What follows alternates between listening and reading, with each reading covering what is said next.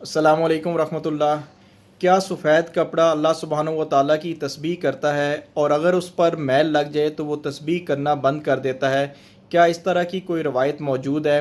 तो इसका जो जवाब है वो ये है कि बैने ही सफ़ेद लफ्ज़ के साथ कोई भी रवायत तलाश के बावजूद भी नहीं मिल सकी।